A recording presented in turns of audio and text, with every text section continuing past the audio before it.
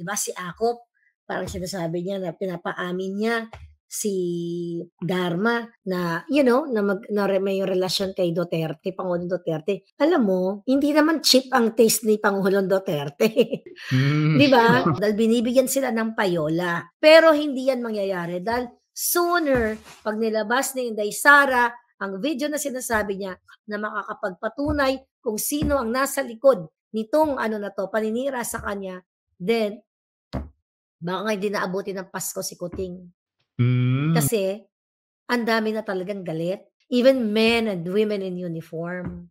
What's up mga kababayan? News That Matters here. Dito sa video natin ngayon ay ating panonoorin o pakikinggan si Madam Maharlika mga kababayan. Kailan kaya ibubulgar ni VP Sara itong pinakatago-tago niyang video laban sa bangag na administrasyon na ngayong nakikita natin mga kababayan na palala ng palala ang script na ginagawa ng huwad na committee na kung saan ay dinadawit nga sina Senator Bato, Senator Bongo at ang kanyang ama na si Tatay Digong, mukhang palapit na rin tayo sa katotohanan mga kababayan na baka sa pagpasok ng mga ICC dito sa ating bansa, siya namang pagkilos ni VP Sara na ibulgar itong video na tinatago-tago niya laban kina Liza Tambabongit.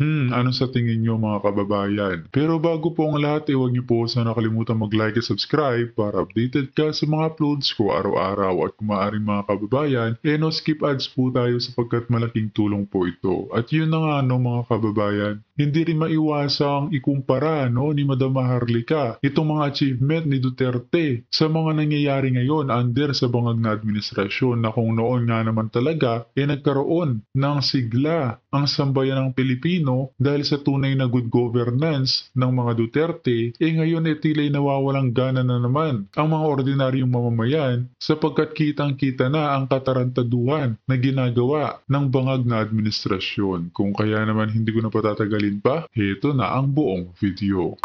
Recently si Barbers nagsasalita tungkol yun, magkakasabot sila. Talagang binibaby nila yung mga preso para mag-testify against the Duterte. But good thing si Richard Gomez ay isang isa dyan sa Huwad Committee na yan na nagsalita na during his time bilang isang mayor ng Ormoc ay nakita niya yung pagiging successful o pagiging maayos ng kanyang bayan nung panahon ni Pangulong Duterte dun sa war on drugs na ito. Pero itong si Barbers, di ba, nung panahon ni Pangulong Duterte, puring-puri niya, tapos later on bumaliktad. What is the reason about it? It's about money. It's about budget. Kasi habang sinusukal nga lang sila ng budget, sila ay coordinated, fabricated, orchestrated, lahat scripted ang kanilang tirada kay Sara Duterte at sa Pangulong Duterte at sa lahat ng mga kritiko. Kayo ang makakapagsabi na during panahon ni Duterte na sinisira ng Huwad Committee ay mas maayos ang inyong paggalaw even sa airport, mga OFW. Dahil ang pangako ni Duterte, kapag nilagyan nyo ng bala ang mga luggages ng taong bayan o ng mga turista, ipapalunok ko sa inyo. Tama. Pero ngayon, nagsibalikan lahat.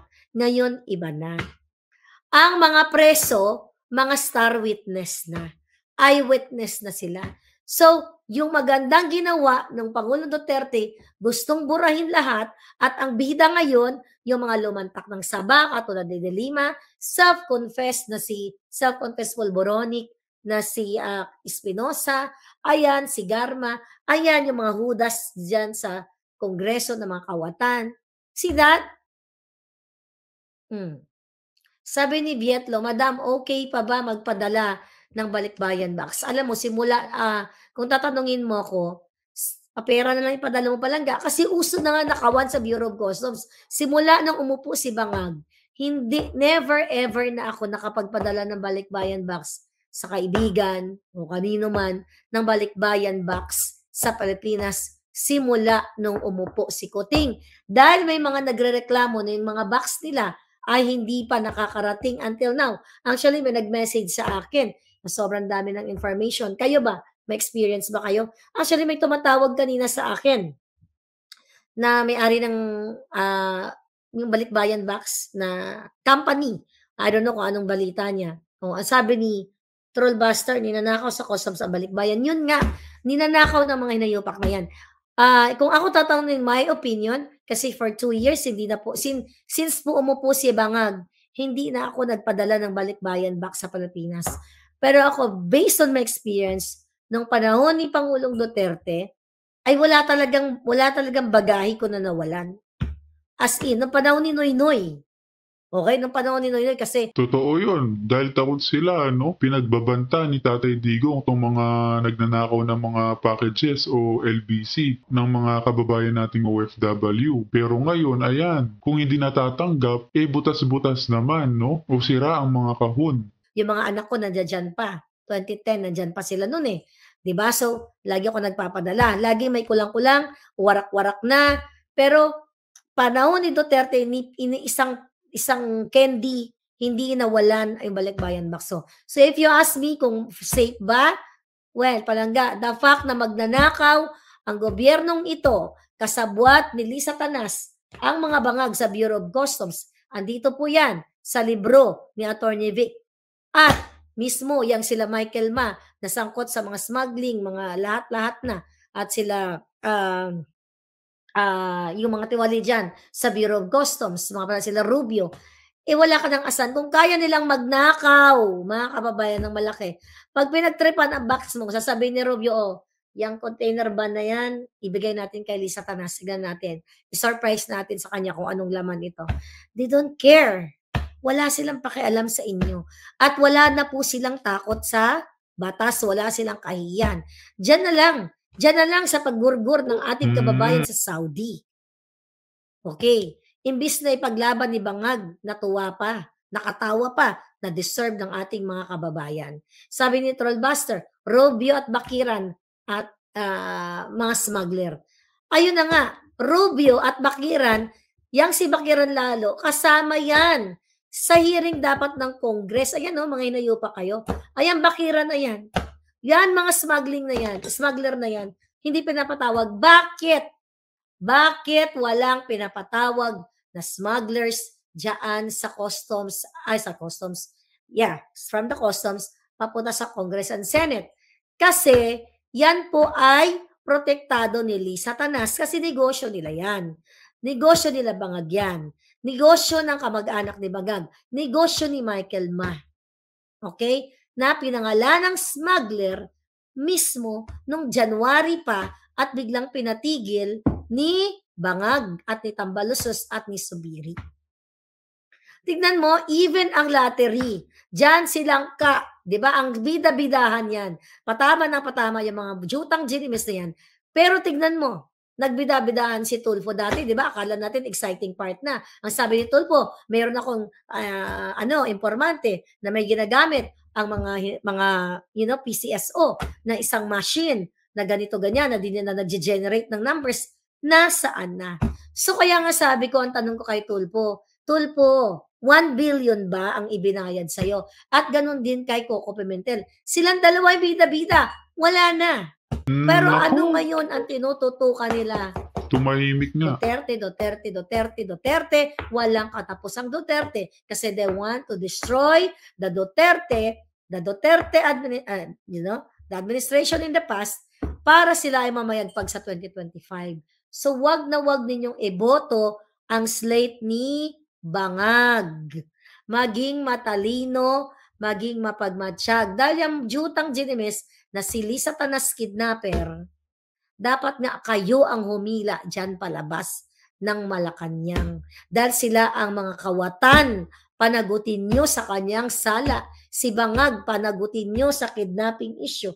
And I hope, Inday Sara, ipakita mo na yung video kasi ang part ko, pinakita ko na eh. At dun sa kaibigan natin, initial, letter M din ang initial niya. Huwag na lang muna natin pangalanan. Nabanggit ko na to eh. May hawak ka pang 2 video. Palangga. Pareho tayo ng laban. Ako, tinaya ko na yung alindog ko. Pina-authenticate ko pa yung video. Yung hawak mo, kailan mo ilalabas? Kasi hindi lang po yung video ko ang meron. Si letter M, wag na natin bigyan ng gender muna. Si letter M, okay, meron siyang hawak na 2. Okay? Ngayon ang question ko, kaya nga tinatanong ko din yung kaibigan namin na mga nakakaalam nito, ano ba talaga ang purpose niya? Akala ko ba para sa Pilipino? Pero bakit hindi niya nilalabas yung sabi niyang hawak niya, according to my source? Kung hawak niya yung 2 video, inilabas ko na yung una, kailan lalabas yung 2? Isasabay ba ito kay Inday? Yung hawak ni Inday? Minsan najujutahan na ako sa mga eksena, dahil itong mga taong ito na in fairness marunong naman itong taong ito at galit na galit naman din siya kay Bangag. Ang problema kasi baka kasi ma maano na, makausap at bumaliktad. Kasi may mga kakampi tayo na Wag kakampi mo naman natin, sana. akala natin kakampi, pero kinakausap na ni Bangag. Recently, is it true na si Governor Hobahib ay kasama, may nakita kong video, kasama na si Anton Lagdameo na isinusuka ng BARM sa pangingialam niya sa eleksyon at inaakusahan siya na interesado o nagnanakaw siya ng multi-billion dyan sa BARM.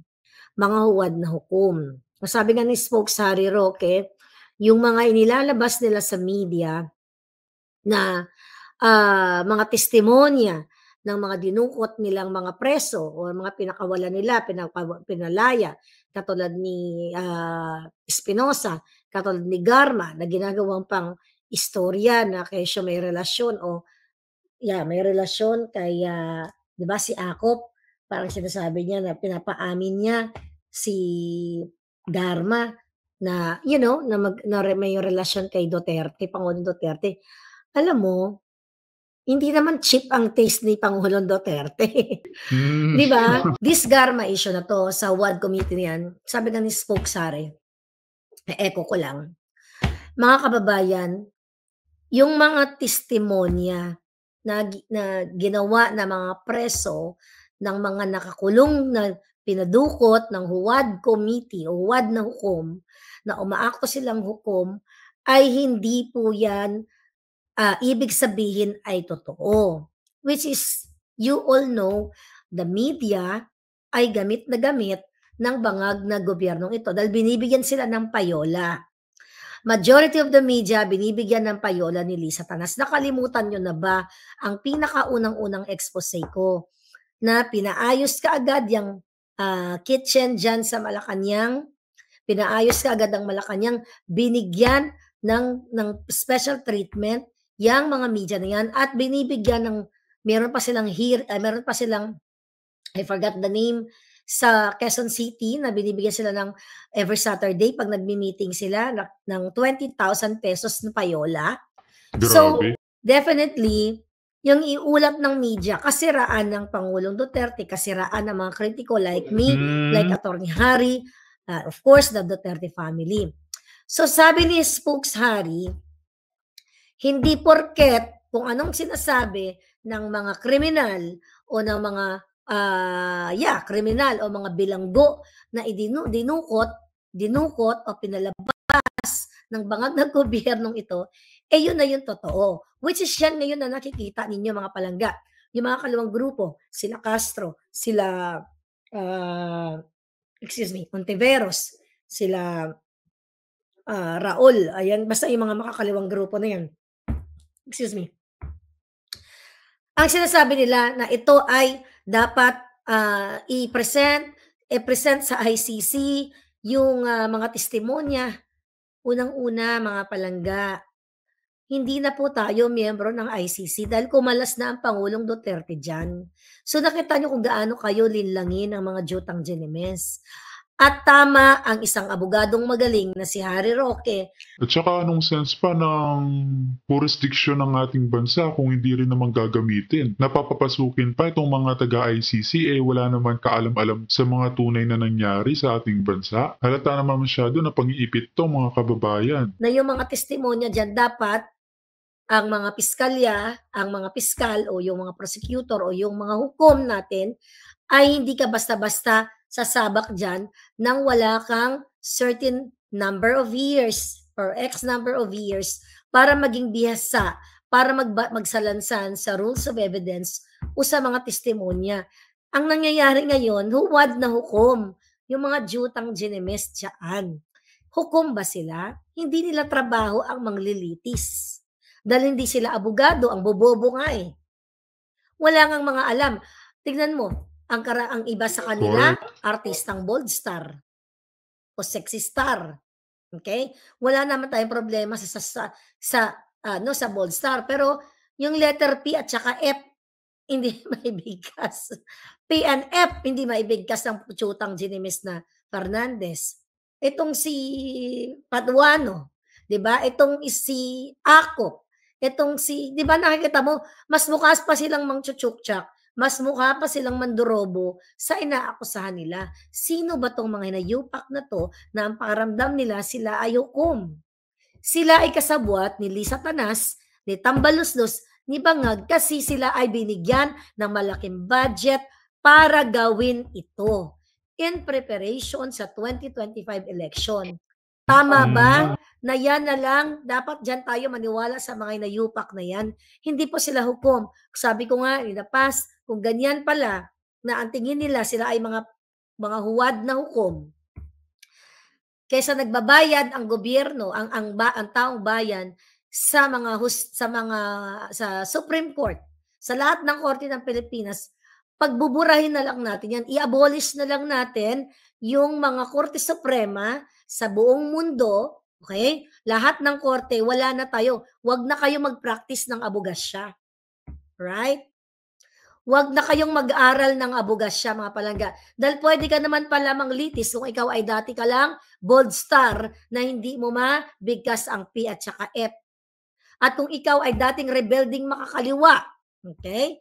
At ikaw ay ikaw ay pastor na dumidila-dila, ay pwede ka nang pwede ka lang manglitis. So definitely, Grabe, no? since last year, sinabi ko sa inyo, ang intention ng bangag na jutang ginimis na gobyernong ito ay pasirain o wakasan ang Duterte administration. Pero hindi yan mangyayari dahil sooner, pag nilabas ni Inday Sara ang video na sinasabi niya na makakapagpatunay kung sino ang nasa likod nitong paninira sa kanya, then baka nga hindi naabuti ng Pasko si Kuting. Kasi ang dami na talagang galit. Even men and women in uniform. Yung iba dyan, nakikiramdam na lang. So ngayon, mga kababayan, dahil ang gobyerno natin ngayon ay desperado na to stay in power. Wala po silang pakialam. Bakit? Inuubos nga nila yung pera nila. Wala nga silang pakialam na magsinungaling sa 5,500 ghost project nila sa flood control. Okay? So ngayon, yung ginagawa nila dyan, ulitin natin, yung kanilang saga patungkol sa Pogo.